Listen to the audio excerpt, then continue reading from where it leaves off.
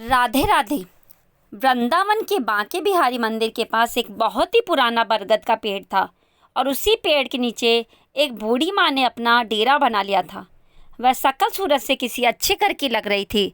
उनके चेहरे की चमक यह बता रही थी कि वह कोई भिखारी नहीं है, परंतु उनके जो कपड़े थे वो इतने फटे हाल थे कि उनकी स्थिति का वह बयान कर रहे थे। वह अम्मा मेले कुचले कपड़ों में एक ही चादर पर पड़ी रहती थी। आज लगभग 10 दिन बीत चुके थे। मंदिर में जो भी श्रद्धालु माथा टेकने के लिए आता, बूढ़ी माँ को थोड़ा बहुत प्रसाद देकर जाता या कोई राह चलता हुआ व्यक्ति उन पर दया करके उन्हें कुछ खाने के लिए दे जाता था, जिससे उनके जीवन का गुजर बसर हो रहा था। हर साल अपनी माता पिता की बरसी पर श्रवण भी मंदिर में आता था और गरीबों को भोजन दिया करता था। उसके माता पिता का एक रोड एक्सीडेंट में मृत्यु हो चुकी थी। उसके बाद से वह अकेला ही था। जिस समय उसके माता पिता की मृत्यु हुई थी, उस समय वह कंप्यूटर इंजीनियरिंग कर रहा था। अब उसके आगे पीछे कोई था ही नहीं, लेकिन उसके माता पिता के दिए हुए संस्कार हमेशा उसका मार्गदर्शन करते थे। इंजीनियरिंग के फाइनल साल में ही पहले सेमेस्टर के दौरान ही उसे एक बहुत अच्छी नौकरी भी मिल गई थी। अब वह एक मल्टीनेशनल कंपनी में बहुत ही ऊंचे पद पर काम कर रहा था। शनिवार और रविवार की छुट्टी वह अपने दोस्तों के साथ घूमने में बिता देता था, परंतु आज उसके माता पिता की बरसी थी, इसलिए वह आज मंदिरों में गरीबों को भोजन करवाने के लिए आया था। सभी गरीबों को खाना देने के बाद उसकी नज़र पेड़ के नीचे पड़ी एक बूढ़ी औरत पर पड़ी। श्रवण को बूढ़ी अम्मा के चेहरे पर एक अजीब सा आकर्षण और प्रेम नजर आया। शायद वह हर बूढ़ी औरत में अपनी माँ और दादी को ही ढूंढता था। वह बड़े ही स्नेह से उस बूढ़ी अम्मा को देखने लगा। फिर अम्मा के पास जाकर कहने लगा कि अम्मा खाना खाओगी, लेकिन बूढ़ी अम्मा काफ़ी उदास बैठी थी, शायद इसलिए कोई जवाब नहीं दिया। फिर श्रवण कहने लगा, अच्छा ये मंदिर का प्रसाद है, ये तो खा लो। बूढ़ी माँ ने उसकी ओर देखते हुए अपना हाथ आगे बढ़ा दिया। बूढ़ी माँ के साथ साथ श्रवण भी थोड़ा सा प्रसाद खाने लगा और बूढ़ी माँ के पास जाकर बैठ गया।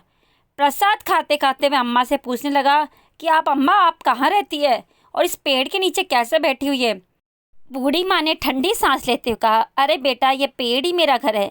पहले मैं मथुरा में रहती थी, वहाँ पर मेरा एक अपना शानदार घर था, बड़ा ही विशाल घर था, पर पति की मृत्यु हो चुकी थी। जब तक मेरे पति जीवित थे तब तक मुझे रानी बनाकर रखते थे, परंतु पति की मृत्यु के बाद धीरे धीरे अपने ही बेटे बहू को मैं अखरने लगी। वह तो मेरा चेहरा भी देखना पसंद नहीं करते थे। एक दिन की बात है, मेरा बेटा मुझसे बोला कि चलो अम्मा, आज तुम्हें वृंदावन की सैर करा के लाता हूँ, बांके बिहारी के मंदिर चलते हैं और दर्शन करके आते हैं। मेरा बेटा मुझे अपनी कार में बिठा कर लाया था और मुझे इस मंदिर के किनारे बैठा कर यह कहकर चला गया था कि बहुत ज़रूरी काम से बाहर जा रहा हूँ, घंटे 2 घंटे के बाद मैं यहाँ आऊँगा और तुमको लेकर के जाऊँगा। मैंने तो बेटे से कहा था मुझे भी साथ ले चल, परंतु वह नहीं माना। देखते देखते आज 15 दिन व्यतीत हो गए। इंतजार करते करते मेरी आंखें पथरा गई, परंतु ना मेरा बेटा आया और ना ही उसकी कोई खबर आई। अब मैं समझ चुकी हूँ मेरा बेटा मुझे यहाँ क्यों लेकर आया था, क्योंकि उसकी पत्नी मुझे बिल्कुल भी पसंद नहीं करती थी। इसलिए मुझसे छुटकारा पाने के लिए मुझे यहाँ कान्हा जी के शरण में छोड़ करके चला गया। इतना कहते कहते बूढ़ी माँ की आंखें भीग गई और चेहरा मुरझा गया। श्रवण के मन में उसकी स्वर्गवासी दादी और उसकी माँ की छवि दोनों एक साथ उभर कर के आई और उसकी आंखों में आंसुओं की बूंदें छलक पड़ी। गरीबों को बांटने के बाद जो खाना बचा था उसने झट से निकाला और बूढ़ी अम्मा की चादर पर रख दिया। एक निवाला तोड़ा और अम्मा के मुंह में डाला और खुद भी खाने लगा। उसे ऐसा महसूस हो रहा था कि मानो वह अपने किसी परिवार के सदस्य के साथ खाना खा रहा है। अम्मा के साथ कुछ देर बैठ करके बातें करता रहा। अपनी माता पिता की मृत्यु के बाद वह एकदम अकेला पड़ चुका था। अपने माता पिता के उसे अपना घर काटने के लिए दौड़ता था, इसलिए वह अपने घर में रहना ज़्यादा पसंद नहीं करता था। किसी दिन तो वह अपने घर में कदम ही नहीं रखता था। दोस्तों के साथ घूम फिर करके अपने दर्द को कम करने की कोशिश करता था, परंतु आज जब उसने अम्मा को थोड़ी देर से बातचीत की तो उसे एक अपनापन सा महसूस हुआ। उसने अम्मा से पूछा कि अम्मा, मेरे साथ मेरे घर पर चलोगी। बूढ़ी माँ ने कहा कि बेटा, जब मेरा अपना खून का बेटा है जिसे मैंने जन्म दिया और पाल पोस करके बड़ा किया, जब वह मुझे नहीं रख सकता तो तू मुझे अपने घर ले जा करके क्या करेगा। जब मेरा अपना बेटा ही मेरा ना रहा तो मैं दूसरों से क्या उम्मीद रखूँगी। रहने दो बेटा, मुझ पर दया मत करो, मुझ पर तरस मत खाओ, मैं यहीं बाकी बिहारी के शहर में रह करके अपने जीवन को किसी तरह गुजार लूँगी। फिर श्रवण कहने लगा, अम्मा, मेरे माता पिता एक सड़क दुर्घटना में स्वर्गवासी हो गए हैं और मैं इस दुनिया में बिल्कुल अकेला रह गया हूँ और मेरे घर में मेरे अतिरिक्त और कोई नहीं है। आपको देख करके मुझे लगता है मेरी दादी मुझे याद आ गई और आप मेरे साथ रहोगे तो मुझे बहुत अच्छा लगेगा। विश्वास कीजिए, मुझे कोई दिक्कत नहीं होगी, उल्टा मुझे भी आपका सहारा मिल जाएगा। दिन भर के काम के बाद जब मैं घर लौटूंगा तो कम से कम देखने के लिए आपकी सूरत तो होगी। आपसे अगर हो सके तो मेरे लिए खाना बना दिया करना और घर की देखभाल भी कर लेना। आपको भी रहने के लिए घर मिल जाएगा और मुझे अपनी माँ और दादी का प्यार मिल जाएगा। तभी अम्मा ने कहा कि बेटा, तुम भावनाओं में बह कर के ये बात कह रहे हो, परंतु मुझे मालूम है कि 2-3 दिन में ही तुम्हें मैं बोझ लगने लगूंगी और फिर तुम भी मुझे अपने घर से निकाल दोगे ना। मैं यहीं अच्छी हूँ अपने बाकी बिहारी की शरण में। अम्मा, क्या किसी को अपने माता पिता भी बोझ लगते हैं? हाँ, दुनिया में कुछ लोग ऐसे हो सकते हैं, परंतु सब तो एक जैसे नहीं होते अम्मा। जिसके सर से माँ बाप का साया उठ जाता है वह कितना अकेला रह जाता है, यह मुझसे बेहतर कौन जानता होगा। मेरी दादी भी आपकी तरह बहुत प्यारी थी और मेरे माता पिता ने उनका बहुत ख्याल रखा था। मैं भी उनसे बहुत प्यार करता था, परंतु आज मेरे घर में कोई नहीं है। मुझे मेरी माँ और दादी की बहुत याद आती है। आप में मुझे अपनी दादी की छवि नजर आती है। मैं विश्वास दिलाता हूँ कि आपको कभी भी बोझ नहीं समझूंगा। गहरी सांस लेते हुए श्रवण कहने लगा। तो अम्मा का भी गला अवरुद्ध हो गया और उसकी आंखों में आंसू निकल आए। अम्मा कुछ बोल ना सकी। श्रवण ने कहा कि अम्मा को हाथ पकड़ा और कहने लगा, चलो अब अम्मा, ज़्यादा मत सोचो, रात होने वाली है, अब आप अपने घर पर चलोगे। श्रवण ने जैसे ही अम्मा का हाथ पकड़ा तो अम्मा ने उसके चेहरे की ओर देखा। श्रवण की आंखों में अम्मा को सच्चाई नजर आ रही थी। उसे लगा शायद कान्हा जी ने ही श्रवण को उसके पास भेजा है। श्रवण ने अम्मा को अपनी बाइक पर बिठाया और उसे अपने घर ले गया। इस घटना को 5 महीने बीत चुके थे। श्रवण अब नियमित रूप से अपने घर को लौटता था और अम्मा उसके लिए खाना बना करके रखती थी। उसके आने का इंतजार करती रहती थी। जब वह थककर सोता था तो उसके सर पर प्यार से हाथ फेरती थी। सुबह सुबह श्रवण के उठने से पहले ही कान्हा जी की पूजा किया करती थी और श्रवण का नाश्ता बना करके रख देती थी। अब अम्मा को अपना घर मिल गया और श्रवण को अपनी दादी और माँ का सच्चा प्यार दोनों एक साथ मिल गए। दोनों एक दूसरे का साथ पा करके बहुत प्रसन्न थे। उस रात श्रवण काफ़ी देर से सोया और अगले दिन सुबह ऑफिस जाने का समय हुआ तब उसकी नींद पूरी नहीं हुई थी। अचानक श्रवण ने अपने माथे पर ठंडी उंगलियों का स्पर्श महसूस किया। उसे मालूम लग रहा था कि उसकी माँ उसे बड़े प्यार से जगा रही है। दोबारा जब वह स्पर्श उसे अपने चेहरे पर महसूस हुआ तो वह नींद से जाग गया। उसने आंखें खोली तो सामने देखा कि अम्मा पूजा करने के बाद खुशबू भरे हाथ उसके माथे पर और बालों को सहला रही थी, जैसा उसकी माँ हमेशा उसके साथ किया करती थी। श्रवण ने अम्मा का हाथ अपने हाथों में लेकर के अपने होठों से चूमा और वापस उस हाथ को अपने माथे पर रख दिया। बोला, अम्मा, आपका आशीर्वाद मुझे जीवन भर के लिए चाहिए। अम्मा ने आंखें बंद करके कान्हा को धन्यवाद दिया कि उन्होंने जो उससे श्रवण जैसे बेटे से मिलवाया और फिर बोली, बेटा, ऑफिस जाने का समय हो गया है। श्रवण ने कहा कि अम्मा, मैंने अपने दोस्तों के साथ मिलकर एक छोटी सी फैक्ट्री खोलने का फैसला किया है। आज मैं ऑफिस नहीं जाऊंगा, बस इस फैक्ट्री की शुरुआत करनी है। आज करीब 12 बजे हम फैक्ट्री की पूजा करेंगे और वह पूजा आपके हाथों से संपन्न होगी। आप तैयार रहना। यह सुनकर के अम्मा बहुत प्रसन्न हुई और कहने लगी कि तुमने बेटा सही फैसला लिया है। वक्त के साथ साथ और भगवान के आशीर्वाद से तुम्हारी एक छोटी सी फैक्ट्री भी एक दिन बहुत बड़ी फैक्ट्री के रूप में बदल जाएगी। यह मेरा विश्वास है और यही मेरा तुम्हारे साथ आशीर्वाद है। इतना कहते हुए अम्मा की आंखों में एक आशा की नई किरण दिखाई देने लगी। श्रवण ने अपने दोस्तों के साथ मिलकर के फैक्ट्री खड़ी कर दी और उस फैक्ट्री की अच्छी गुणवत्ता और उत्पाद बनाए। उन सभी की मेहनत के कारण फैक्ट्री की बड़ी तेजी से प्रगति हुई थी। श्रवण अब एक और नई फैक्ट्री शुरू करने का विचार कर रहा था, जिसके कारण वह और ज़्यादा व्यस्त हो गया। एक दिन माँ बोली, बेटा, तुम तो अपने जीवन में बहुत ज़्यादा व्यस्त रहते हो, परंतु यह बात याद रखो कि केवल काम ही जीवन का उद्देश्य नहीं होता। तुम्हें काम के लिए भी एक सहारे की ज़रूरत है। क्यों ना एक अच्छी सी लड़की को ढूंढ करके तुम्हारी शादी कर दी जाए। अम्मा की बात को सुन करके श्रवण को बहुत अच्छा लगा। श्रवण कहने लगा, अरे हाँ अम्मा, अपनी ज़िंदगी में इतना खो गया कि इसके बारे में कभी बात करने का समय ही नहीं मिल सका। मेरी निगाह में एक लड़की है जिसका नाम है सरिता, जो मुझे बहुत पसंद है, लेकिन मैंने उससे कभी बात नहीं की। सविता श्रवण की माँ की सहेली की बेटी है जो पढ़ाई पूरी करने के बाद इस शहर में नौकरी कर रही थी। श्रवण की उससे मुलाकात कभी कभार हो जाती थी। श्रवण को सरिता का स्वभाव और बातचीत करने का तरीका बहुत अच्छा लगता था।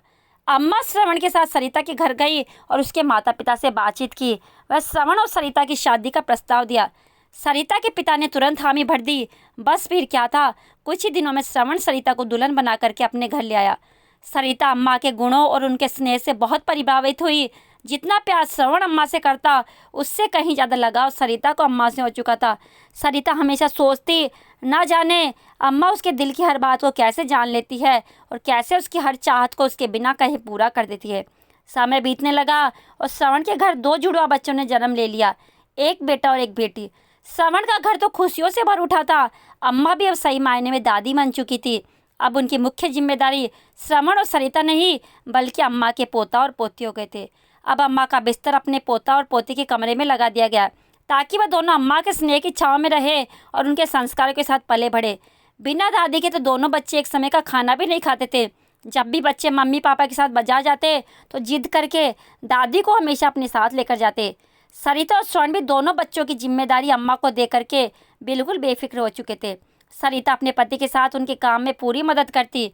श्रवण को भी सरिता के रूप में बहुत अच्छी पत्नी मिल चुकी थी, जिस कारण उसकी फैक्ट्री अब नई ऊंचाइयों को छू रही थी। उसकी फैक्ट्री की शाखाएं अब देश के अलग अलग शहरों में स्थापित हो चुकी थी, जिनमें हजारों कर्मचारी काम करते थे। उधर अम्मा का बेटा जो निशांत था, जो अम्मा को दर दर की ठोकरें खाने के लिए छोड़ करके चला गया था, वह रह रह के अपने अपराध से ग्रसित हो रहा था। अपनी निष्पाप और निरपराध माँ के साथ किया गया व्यवहार उसे पल भर भी चैन से सोने नहीं देता था, ना ही बैठने देता था। समय के साथ उसका अपराध बोझ बढ़ता ही जा रहा था। अपने घर के झगड़ों से दुखी होकर अपनी पति के साथ सुखी जीवन जीने की चाह में उसने माँ को त्याग दिया था, परंतु उस दिन के बाद उसका अंतर्मन हाहाकार कर रहा था, जिसे वह किसी से भी कह नहीं सकता था। अब उसके घर में केवल उसकी पत्नी का ही एक छत्र राज्य था। अब वह अपनी मर्जी के अनुसार खर्च करती थी और मनमर्जी पैसा निकालती थी, परंतु व्यवसाय से लगातार पैसा निकालने के कारण उसका जमा जमाया धंधा बिल्कुल चौपट हो चुका था, जो उसके पिता ने खड़ा किया था। आखिर में उसे दुकान बंद करनी पड़ी। दुकान बंद करने के बाद कठिनाई में गुजरने लगे दिन अब निशांत और उसकी पत्नी को आटे दाल का भाव मालूम पड़ने लगा। फिजूल खर्ची तो दूर की बात थी, अब उनके पास घर का खर्च और बच्चों की आवश्यकता पूरी करने के लिए पैसा नहीं था। निशांत का एक मित्र था जिसकी एक बड़ी कंपनी में जॉब थी, उसे अपनी सिफारिश पर उसकी नौकरी अपनी कंपनी में लगवा दी और इस तरह निशांत की जीवन की गाड़ी थोड़ी थोड़ी चलने लगी। निशांत अब कंपनी में बहुत मन लगा करके काम कर रहा था, जिसके कारण से उस फैक्ट्री में बहुत मान सम्मान मिलने लगा। अब वह फैक्ट्री का एक महत्वपूर्ण कर्मचारी बन चुका था। निशांत की कंपनी में स्थापना दिवस पर वार्षिक महोत्सव मनाया जाना था। सभी कर्मचारियों को उनकी काबिलियत के आधार पर पुरस्कार का वितरण किया जाना था। निशांत को भी अपनी मेहनत और योग्यता के आधार पर पुरस्कार दिया जाना था, जो कि उसकी कंपनी के मालिक के द्वारा दिया जाना था। नियत तिथि पर पुरस्कार वितरण समारोह शुरू हुआ और यह पहली बार था जब कंपनी के मालिक ने अपने सभी कर्मचारियों से रूबरू हो रहा था। आज का दिन निशांत के लिए बहुत खास था। मैनेजिंग डायरेक्टर अपनी पत्नी और माँ बच्चों के साथ समारोह में आए थे। जब समारोह शुरू हुआ और पुरस्कार वितरण के लिए कंपनी के डायरेक्टर साहब से अनुरोध किया गया तो वे स्टेज पर आए और कहने लगे कि आज हमारी कंपनी के लिए एक बहुत बड़ा दिन है, परंतु आज हमारी कंपनी इसी स्थिति में है वह केवल हमारी अम्मा जी के आशीर्वाद से है। यदि अम्मा जी की प्रेरणा ना होती तो ना तो ये कंपनी होती और ना मैं इस पद पर होता। इसलिए पुरस्कार वितरण करने के लिए अम्मा जी को मैं बुलाना चाहूँगा। अम्मा जी कृपया आप स्टेज पर आइए और अपने हाथों से सभी योग्य कर्मचारी को पुरस्कार वितरित कीजिए। श्रवण के बुलाने पर अम्मा स्टेज पर पहुंची। उनकी आंखों से अश्रुधारा बह निकली। कर्मचारियों के नाम पर अनाउंस किया गया। अम्मा उन्हें एक एक करके पुरस्कार देती रही। तभी एक नाम का अनाउंसमेंट हुआ, जिसे सुनकर अम्मा के चेहरे पर न जाने कितने भाव एक साथ आ गए। निशांत मिश्रा। सामने से आने वाले व्यक्ति कुछ भी जाना पहचाना लग रहा था। अम्मा ने ध्यान से देखा तो सचमुच में उनका बेटा था निशांत मिश्रा, जो उन्हें तीर्थ यात्रा का झांसा देकर बड़ी ही बेदर्दी के साथ छोड़ करके चला गया था, जिससे उसके बाद उसकी माँ का ख्याल तक नहीं आया। अम्मा सोचने लगी, अब तक तो शायद मैं तड़प तड़प के मर चुकी होती यदि श्रवण मुझे न ले जाता। प्यार और नफरत के भाव एक साथ अम्मा के चेहरे पर उभर आए। अम्मा को ऐसा महसूस हुआ कि जैसे दुनिया बड़ी तेजी से घूम रही है। बड़ी मुश्किल से उन्होंने खुद को संभाला और किसी अपरिचित की तरह निशांत को पुरस्कार थमा दिया और अपना मुंह दूसरी तरफ फेर लिया। निशांत ने ध्यान से देखा और और देखा पुरस्कार देने वाली महिला कोई और नहीं, उसकी ही माँ थी। देखते ही उसके पसीने छूटने लगे और अपनी माँ के पैरों में गिर पड़ा। उसे विश्वास नहीं हो रहा था, उसकी माँ जिसे उसने दर दर की ठोकर खाने के लिए छोड़ दिया था, आज इतने बड़े साम्राज्य की मालकिन है। निशांत ने अपनी माँ से हाथ जोड़ करके माफ़ी मांगी और कहा, मेरे साथ चलोगी अपने घर? चलेंगे। माँ ने कहा, कैसा घर, कैसी माँ? मेरा बेटा तो उसी दिन मर चुका था जिस दिन वह मुझे मंदिर के बाहर छोड़ करके चला गया था। आज ना मैं तुम्हारी माँ हूँ, ना ही तुम मेरे बेटे। कह कर के अम्मा जी ने पुरस्कार वितरण को बीच में ही छोड़कर अपनी कुर्सी पर जाकर बैठ गई। निशांत माफ़ी मांगता रहा, लेकिन अम्मा ने उसकी तरफ देखा तक नहीं और श्रवण के साथ घर वापस चले गई। कभी निशांत अपनी माँ का बहुत लाडला हुआ करता था, लेकिन अपनी पत्नी के बहकावे में आकर अपनी माँ के साथ बहुत बुरा सलूक करने लगा। उन बातों को अम्मा कभी भूल नहीं सकती थी। उधर निशांत को यकीन नहीं हो रहा था, जिस कंपनी में वह काम करता था उस कंपनी की मालकिन उसकी माँ थी। आज उस माँ के हाथों से पुरस्कार मिला तो उसका सर चकरा गया। माँ के द्वारा उसकी घोर अपेक्षा और पाप कर्मों के उसके दिल में न जाने कितने घाव हो चुके थे। हर पल उसे अपनी माँ की याद सता रही थी और अपनी करतूत उसे झकझोर रही थी और नासुर बनकर उसे लगातार चोट पहुँचा रही थी। एक दिन रविवार को जब उसके ऑफिस की छुट्टी थी तो अपनी पत्नी नीता को लेकर के स्कूटर पर राधा रानी के मंदिर दर्शन करने के लिए गया। जब वह राधा कृष्ण की मूर्ति के सामने हाथ जोड़ के खड़ा हुआ तो उसे ऐसा लगा जैसे भगवान की कुटिल दृष्टि से उसके द्वारा किए गए घोर पाप के लिए उस पर हंस रहे थे। घबरा करके उसने आंखें खोली। पूजा पाठ करके मंदिर से जाते हुए अपराध बोझ के कारण उसकी मानसिक स्थिति बिगड़ चुकी थी, जिसके कारण सामने से आता हुआ ट्रक उसे नजर नहीं आया और तेज धमाके के साथ स्कूटर ट्रक से टकरा गए। वे दोनों बुरी तरह घायल हो गए। निशांत की स्थिति गंभीर बनी हुई थी, उसके पैर की हड्डी टूट चुकी थी। उधर उसकी पत्नी नीता का पैरालिसिस हो चुका था। जब उसे होश आया तो वह धाड़े मार करके रोने लगी। अब घर पर दोनों बच्चों की देखरेख के लिए कोई नहीं था। नीता के मायके से उसके भाई भाभी उसका पता करने के लिए आए, परंतु थोड़ी देर हालचाल पूछ करके दोनों चले गए। निशांत के दोस्त ने सारी घटना की जानकारी कंपनी के मालिक श्रवण को दी। जब श्रवण फोन पर उससे बात कर रहा था तो अम्मा वहीं बैठ करके उसके साथ चाय नाश्ता कर रही थी। निशांत मिश्रा का नाम सुन करके अम्मा चौंक उठी। उसने श्रवण से पूछा, क्या हुआ बेटा, किसके बारे में बात हो रही थी? तो श्रवण ने सारा हाल कह सुनाया कि उसकी कंपनी के एक कर्मचारी निशांत मिश्रा का एक्सीडेंट हो गया है, वह गंभीर रूप से घायल हुआ है। यह सुनकर अम्मा रोने लगी। श्रवण ने जब अम्मा से उसके रोने का कारण पूछा तो अम्मा ने सारी बात कह सुनाई। तब श्रवण ने कहा, अम्मा, कर्मों का फल तो सबको भोगना पड़ता है। उसने जैसे कर्म किए उसे फल तो मिलना ही था, लेकिन अम्मा का दिल अंदर ही अंदर अपने बच्चों के लिए तड़प रहा था। उसके बेटा बहुत लाचार होकर के बिस्तर पर पड़े थे, इसलिए अम्मा ने कहा, मैं थोड़ा समय उनके पास जाना चाहती हूँ, कुछ दिनों के बाद वापस आ जाऊँगी। श्रवण ने हामी भर दी और अम्मा को पैसे देकर उनकी बेटे और बहू के पास छोड़ आया। अम्मा ने अपने बेटे और बहू को एक अच्छे अस्पताल में भर्ती करवाया। उनका पूरा ध्यान रखा जाने लगा और बच्चों को संभाला और साथ साथ उनकी दुकान को भी फिर से खड़ा किया। जो पैसे श्रवण ने दिए थे उन पैसों को अम्मा ने अपने बेटे बहू की गृहस्थी संभालने में लगाया। हर कदम पर श्रवण ने अम्मा की पूरी मदद की। एक और तो निशांत की तबीयत आपको सुधरने लगी थी, दूसरे उसका कारोबार भी पहले की तरह चमक उठा था। उसकी गृहस्थी को कुछ ही समय में अम्मा ने व्यवस्थित कर दिया। जब उन दोनों की अस्पताल छुट्टी हुई वह घर लौटे। दोनों अम्मा से माफ़ी मांगने लगे। अम्मा की बहू जिसने अम्मा को घर से निकाल दिया था वही अम्मा आज इस घर में लक्ष्मी बन करके आई है। अम्मा जी को समझ नहीं आई पाई, हम लोगों ने आपका अनादर किया है, हमारी इस करने की सज़ा हमें मिल चुकी है। दोनों बेटा और बहू अम्मा के पैरों में गिर गए। अम्मा ने भी दोनों को माफ़ कर दिया और अपने पोता पोती को खूब दुलार किया। कुछ दिन और बाहर रहने के बाद अम्मा ने कहा, अब दोनों की तबीयत ठीक हो चुकी है और तुम अपनी गृहस्थी को संभाल सकते हो। तुम्हारी दुकान अच्छी तरह चल रही है, इसलिए मैं अब चलती हूँ। मेरा बेटा और मेरा परिवार मेरा इंतज़ार कर रहा है। यह कह करके अम्मा ने अपना बैग तैयार किया। बेटा बहू ने बड़ी कोशिश की अम्मा रुक जाए, लेकिन अम्मा ने कहा, मेरा बेटा श्रवण मुझ पर जान छिड़कता है, वही मेरा बेटा, इसलिए मुझे जाना ही होगा। बाहर श्रवण अम्मा को लेने के लिए पहले ही गाड़ी लेकर आ चुका था। उन दोनों ने बहुत मनाया, परंतु अम्मा किसी भी कीमत पर नहीं रुकी और श्रवण के पास चली गई। दोस्तों, ये कहानी आपको कैसी लगी एक प्यारा सा कमेंट करके ज़रूर बताना, और ये वीडियो आपको पसंद आया तो वीडियो को लाइक करके चैनल को सब्सक्राइब अवश्य करें। जय कृष्णा, जय महादेव।